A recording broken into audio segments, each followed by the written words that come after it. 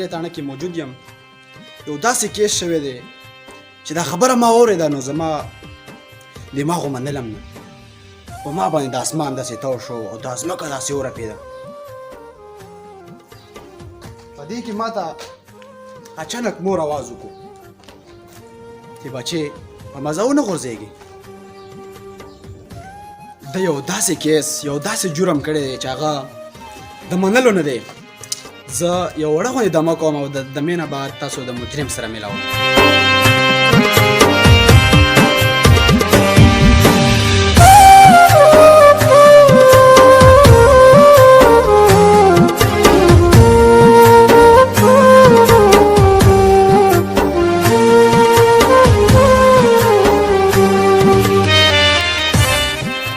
ملګرو تاسو د مجرم کتې شئ چې دی هتکړو کې ولاړ دی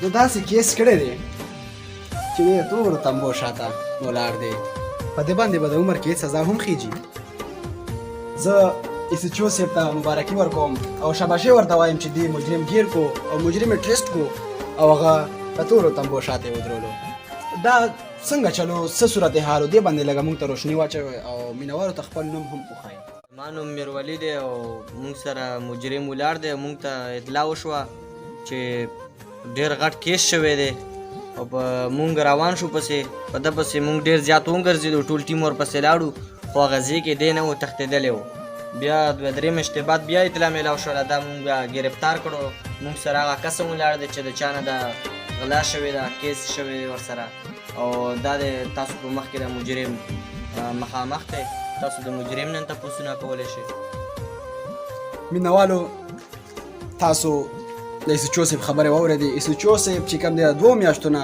منډې تړلې وی ډېر بهادر دی او دې مجرم گرفتار کو او دلته یې هتکړو کې ودرولو مجرم سره به اوس مونږ خبرې کوو مجرم خو هتکړو کې ولاړ دی او دنه به مونږ د دې غلا په باره کې هم تپوسونه کوو چې د غلا څنګه وکړه او د دومره غټ اقدام څنګه واغېستو ستاسو نوم څه دی او تاسو د کوم ځای څخه تعلق ساتئ زما نوم باچا خان دی او زه د بشکال علاقې او څه به ډېره غلطي رانه شوې ده پښیمانه یم د اوس ډېر پښیمانه دی هغه ټایم کې د سوچونه کو چې د یو دومره غټه غلا کوله یو چرګه وه هغې انډه وکړه او د ظالم پټه کړه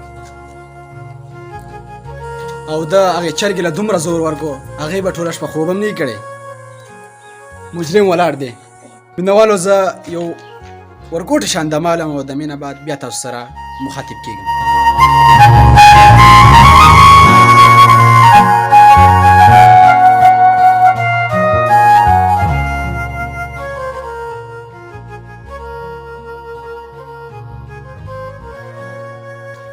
د چا نه چې غلا شوې ده هغه موږ سره مخامخ ولاړ دی دغه نه به اوس موږ تپوسونه کوو چې تا خو به آیا د شپې خوب هم نه کړي چې تا نه دومره غټه غلا وشو زه اوس ده نه تپوسونه کوم چې ده نه دا غلا وشوه د په هغه ټایم کې څه محسوس ول جی اول خو تاسو مینوالو ته خپل نوم ووایئ چې ستاسو څه نوم دی او د کوم ځای څخه تعلق ساتئ زما نوم مسلم خان دی او زه د بشکال علاقې څخه تعلق ساتم جی تاسو نه چې دا غلا وشوله تاسو څه محسوسول تاسو خو 2-3 میاشتې دا چې کوم ایس ایچ او صاحب دی هغه د مجرم ټریسټ هم کو او هغه یې گرفتار کو نو تاسو دا 2 میاشتې کې څه محسوسول تاسو دومره غټه غلا شوې وه نو زړه کې څه محسوسول نه اصلي کې خبره دا وه چې کله زموږ سره دا حادثه وشوه نو بیا موږ پولیس ته اطلاع ورکړه نو 2-3 ورځې پس هغو تفتیش شروع کړو نو بیا بس موږ به بار بار کال کولو یا د دې غم د حادثې هم څه وکړل موږ ته خو هېڅ پته رانه کړه نو پولیس والا هم بس غریبان داسې وو چې بس مجبوره وو هغو هم خپله کوشش یې شروع کړی و نو 2 میاشتې بعد یې بیا موږ ته اطلاع راکړه وې تاسو هغه ګیر شوی دی تاسو تڼۍ ته حاضر شئ تاسو دا د خبرې واورېدې یقینا چې ډېر غټ ظلم شوی دی زه ځم ما ته په یو بل ځای کې هم داسې یو کیس را مخې ته شوی دی او زه به هغې له هم ځان رسوم تر هغې پورې ماله اجازت راکوئ د لوی الله په امان ये क्या हो रहा है? अरे ये क्या हो रहा है? ये क्या हो रहा है?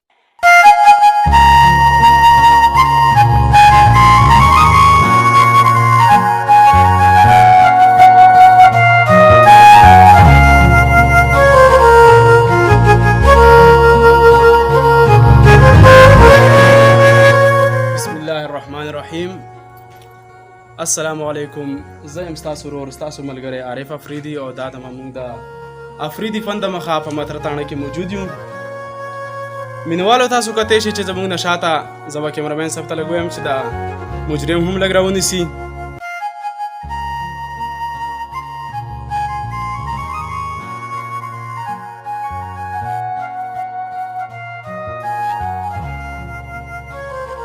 مینوالو تاسو به کتلی وي چې مجرم په اتکړو کې ولاړ دی، ډېر پیمانه دی، ډېر شرمنده دی. یقینا چې ډېر غټ جرم یې کړی. ډېره د افسوس خبره ده چې دومره غټ جرمونه زموږ په دې ملک کې کیږي. خو بیا که په تیره وګورې زموږ ایسیچو میروال صاحب ډېر یو د بهادرۍ او د غیرت کار کړی دی چې دومره غټ مجرم یې پکړ کړی دی. نو ملګرو ستاسو ملاقات زه د مجرم سره هم کوم او خبرې اترې به کېږي. د ایسیچو صاحب سره به هم خبرې کوو. نو راځئ چې ورشو.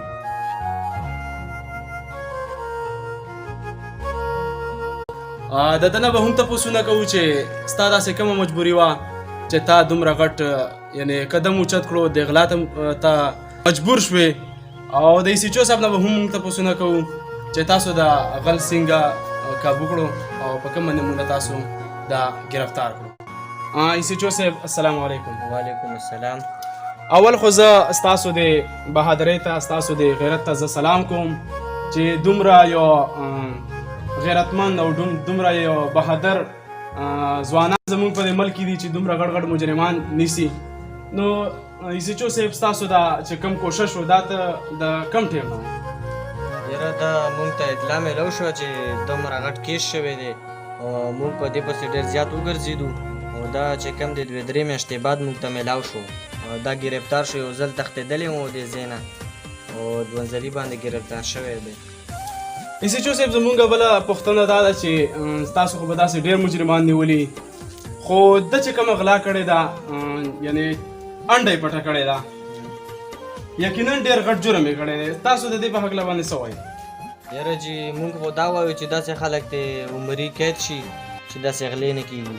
دومره غټه غلا شوې ده نو خامخا به ټیک کېږي. بالکل ستاسو خبره ټیک ده. ملګرو موږ راځو د مجرم سره به هم خبرې اترې کوو. راځئ چې د مجرم سره خبرې اترې وکړو. السلام علیکم. وعلیکم السلام. جی ستا نوم څه دی او د کوم ځای سره تعلق لري؟ زما نوم باچا خان دی او زه د بشکال علاقې سره تعلق ساتم. ملګرو موږ چې کله ماشومان وو موږ به چې یو وړوکې شان بلورۍ پټولو، څومره وړوکې شی دی، زموږ به زړه یقینا ډېر زیات یارېدو. دا دومره غټه غلا کړې ده، انډه یې پټه کړې ده. مینوالو موږ دې نه لږ تپوس کوو چې تا دا انډه څنګه پټه کړه او ستا کومه مجبوري وه چې دومره غټ غلا ته ته تیار شولې چې دومره غټه غلا دې وکړه. نو باچا خانه تا دا غلا ولې وکړه؟ سرجي ما چرګه په انډو کې نوله او یو انډه پکې کمه وه، نو ولا چې به دا مې وکته ما ویل به دا به راوالې او دې نه ما دومره غټ اقدام اوچت کړو او بس مې راواخیسته. نو باچا خانه ته ماته دا ووایه چې تا د انډه څنګه پټوله؟ سرجي زه داسې په مزه مزه روان شوم، لکه ته لږ ما پرېږده داسې روان شوم. ایسیچو صاحب مجرم خو لاړو، دا چېرته لاړو؟ او کنه مجرم خو بیا وتښتېد، دا بیا نیول غواړي. مجرم خو لاړو، ستا د دې په دې هکله کې څه رایه ده؟ ماړه پرېږده سړیا به دا مې کونه راغښتې دي. سړیا پرېږده یو انډه یې پټه کړې وه چې ښه دی چې لاړو یو درسن مې به نورې مړ کړې. جواب ته وشوه د کاره یې ویستلي او به دا میډیا والا ځای راځي